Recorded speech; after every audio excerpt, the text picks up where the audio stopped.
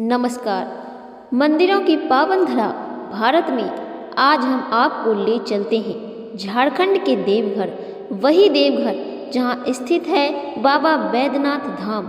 हम सभी ये जानते हैं कि बैद्यनाथ ज्योतिर्लिंग द्वादश ज्योतिर्लिंग है, लेकिन इसके अलावा हमारा देवघर ज्योतिर्लिंग एक प्रमुख शक्तिपीठ है जहां माता सती का हृदय गिरा है। दोस्तों, आपको बता दें कि जो इस ज्योतिर्लिंग में ही स्थित है, भगवान शिव और माता पार्वती की यहाँ पर उपस्थिति इस जगह को बहुत ज़्यादा महत्वपूर्ण बनाती है। भगवान शिव का यह प्रसिद्ध स्थान लाखों करोड़ों श्रद्धालुओं को अपनी ओर आकर्षित करता है। लेकिन आपको पता है दोस्तों, बैद्यनाथ ज्योतिर्लिंग एक शमशान भूमि पर स्थित है, जो कि आपको पता है दोस्तों, जो आपने बिल्कुल सही सुना। इस भव्य मंदिर के कुछ अनोखे रहस्यमयी कहानियाँ हैं, कुछ रहस्यमयी इतिहास हैं, और हमें ये बताना चाहते हैं कि हम इस कहानी को किस प्रकार से बयां करें और इसके क्या कारण हैं। इस मंदिर को इतना प्रसिद्ध क्यों माना जाता है कि यहाँ पर लाखों करोड़ों श्रद्धालु यहाँ पर जल अर्पित करने के लिए आते हैं। दोस्तों, आखिर इसके क्या कारण हैं? दोस्तों, आपको जानना है तो हमारे वीडियो के अंत तक जरूर बने रहिए, और हमारे इस वीडियो को देखने से पहले जय बाबा बैद्यनाथ जरूर लिखें। दोस्तों, यह देवघर में शिव का अत्यंत पवित्र और भव्य मंदिर है। हर वर्ष श्रावण के महीने में श्रावण मेला लगता है, जिसमें लाखों श्रद्धालु बोलबम का जयकारा लगाते हुए बाबा भोलेनाथ के दर्शन करने आते हैं। ये सभी श्रद्धालु अजगैबीनाथ मंदिर सुल्तानगंज से पवित्र गंगा का जल लेकर लगभग 100 किलोमीटर की अत्यंत कठिन पैदल यात्रा कर बाबा को जल अर्पित करने आते हैं। इस लिंग की स्थापना का इतिहास ये है कि एक बार राक्षस राज रावण ने हिमालय पर जाकर शिवजी की प्रसन्नता के लिए घोर तपस्या की और अपने सिर काट कर शिवलिंग पर चढ़ाने शुरू किए। एक एक करके 9 सिर चढ़ाने के बाद 10वां सिर भी काटने को ही था, लेकिन शिवजी प्रसन्न हो गए, प्रकट हो गए। उन्होंने उसके 10 सिरों ज्यों के त्यों कर दिए और उससे वरदान मांगने को कहा। रावण ने लंका में जाकर उस लिंग को स्थापित करने के लिए उसे ले जाने की आज्ञा मांगी। शिवजी ने अनुमति दे दी, पर इस चेतावनी के साथ दे दी, यदि मार्ग में इसे पृथ्वी पर रख दिया गया तो वहीं अचल हो जाएगा। अंततः वही हुआ। रावण शिवलिंग को ले जाकर मार्ग पर जा रहा था, लेकिन एक चिता भूमि आने पर उसे लघु शंका की अनुवृत्ति हुई। रावण उस लिंग को एक व्यक्ति को थमाकर लघु शंका करने चला गया। उधर उन व्यक्ति ने ज्योतिर्लिंग को बहुत अधिक भारी अनुभव कर भूमि पर रख दिया, लेकिन लौटने पर रावण पूरी शक्ति लगाकर भी उसे उखाड़ न सका। निराश होकर मूर्ति पर अपना अंगूठा गड़ाकर लंका को चला गया।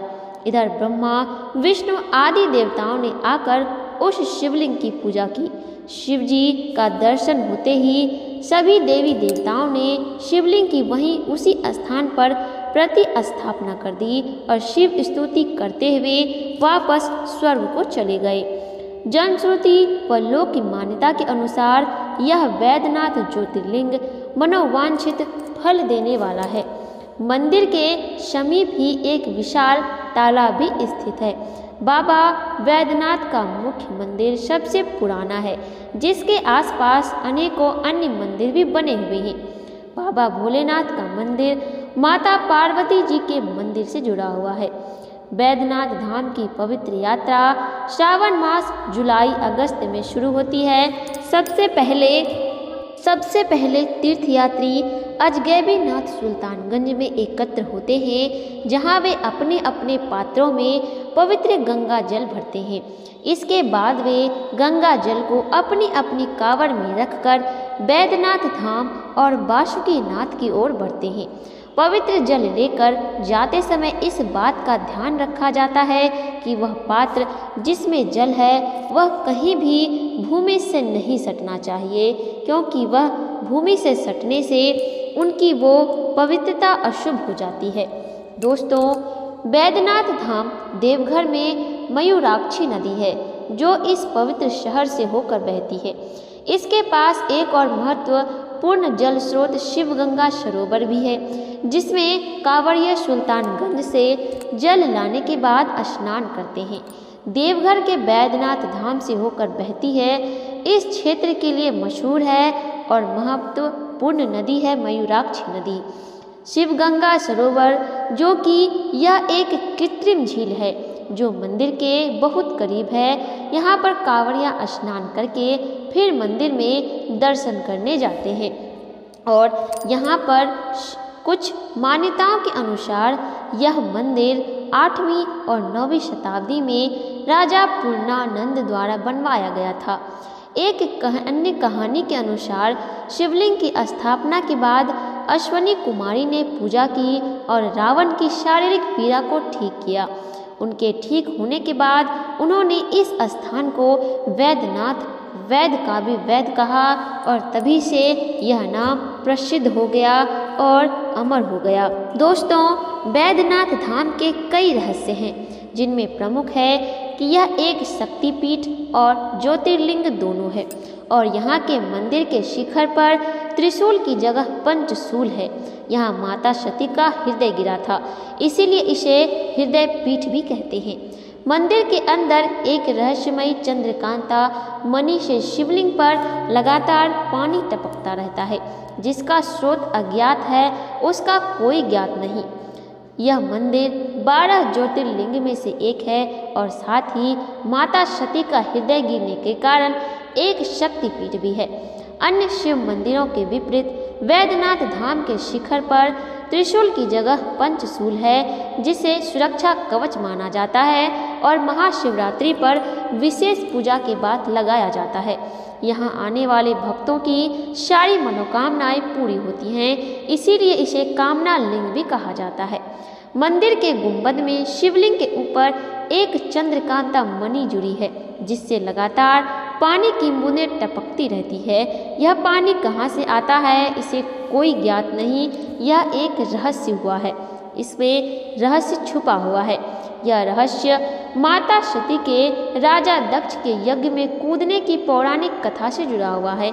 जब भगवान शिव ने सती के मृत शरीर को उठाया तो भगवान विष्णु ने उनके शरीर के टुकड़े कर दिए। जहाँ जहाँ उनके शरीर के हिस्से गड़े वे शक्तिपीठ कहलाए। दोस्तों, बैद्यनाथ धाम भारत का इकलौता स्थान है जो ज्योतिर्लिंग और शक्तिपीठ दोनों है। ऐसा माना जाता है कि सती का दिल बैद्यनाथ धाम पर गिरा जब भगवान विष्णु ने शिवजी के विनाश को रोकने के लिए सती की लाश को काटने के लिए सुदर्शन चक्र चलाया था। माता पार्वती का मंदिर शिवजी के मुख्य मंदिर के बगल में है, जो लाल धागे से बंधा हुआ है। मंदिर 3 भागों में बटा हुआ है, प्रवेश द्वार, मध्य भाग और मुख्य मंदिर। मंदिर 72 फीट ऊंचा है, जिसका मुख पूर्व की तरफ है और कमल जैसा दिखता है। मंदिर के ऊपर 3 सोने के बर्तन हैं, जो गिद्धौर के महाराजा राजा पूरन सिंह द्वारा दान किए गए थे। वहीं जहाज़ों के साथ एक पंचशूला है, जो त्रिशूल के आकार में है। इसके अलावा एक 8 पंखुड़ियों वाला कमल का रत्न है, जिसे चंद्रकांता मणि के नाम से जाना जाता है, जो कि काफ़ी ज़्यादा विख्यात है, प्रख्यात है। दोस्तों, इसके बाद आते हैं श्री नागेश्वर ज्योतिर्लिंग, जिन्हें बाबा बासुकीनाथ के नाम से भी जाना जाता है, जो कि अपने बासुकीनाथ के लिए बहुत प्रसिद्ध है। बैद्यनाथ मंदिर की यात्रा तब तक अधूरी मानी जाती है जब तक बासुकीनाथ में दर्शन नहीं किए जाते। यह मंदिर देवघर से 42 किलोमीटर दूर जरमुंडी गांव के पास स्थित है। यह मंदिर शिव के नागेश्वर रूप की पूजा होती है। इन्हें फौजदारी बाबा भी कहा जाता है। यहाँ पर स्थानीय कला के विभिन्न रूपों को देखा जा सकता है। इसके इतिहास का संबंध नौनीहाट के घाटवाल से जोड़ा जाता है। बासुकीनाथ मंदिर परिसर में कई अन्य छोटे छोटे मंदिर भी हैं। मान्यता है कि यहाँ फुलायस पूजा करवाने से और धरना देकर आप बाबा से अपनी अर्जी लगाकर अपनी सारी मनोकामनाएं पूर्ण कर सकते हैं। तो दोस्तों, आपको यह वीडियो अच्छी लगी हो तो हर हर महादेव जरूर लिखें कमेंट बॉक्स में, हर हर महादेव।